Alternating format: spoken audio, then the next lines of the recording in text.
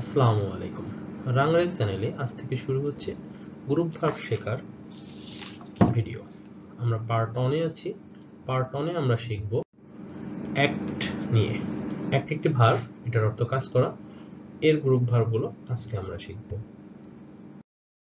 প্রথমে আমরা শিখব অ্যাক্ট ফর, কারোর পক্ষে কাজ করা।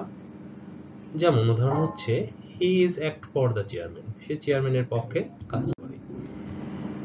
অ্যাক্ট এগেইনস্ট, কারোর বিপক্ষে কাজ করা। He is act against the chairman, সে চেয়ারম্যানের বিপক্ষে কাজ করে। অ্যাক্ট অন, অনুসারে কাজ করা। He is act on my order. Act for, কারোর পক্ষে কাজ করা।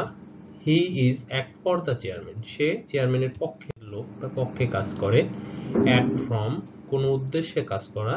He is act from an evil motive, সে একটা খারাপ উদ্দেশ্য নিয়ে কাজ করছে। অ্যাক্ট দ্য পার্ট অফ, ভূমিকা পালন করা। She acted the part of hero, সে হিরোর ভূমিকা পালন করে। অ্যাক্ট আউট মানে অভিনয় করা।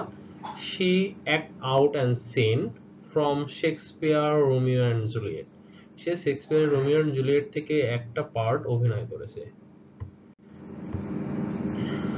আমরা এখন একটু এক্সারসাইজ করি, দেখি আমাদের সবগুলো মনে আছে কিনা। অ্যাক্ট ফর মানে কি আপনারা মনে করুন। অ্যাক্ট এগেইনস্ট মানে কি কমেন্ট করুন। অ্যাক্ট অন মানে কি কমেন্ট করুন। Act for, act from, act the part of, act out.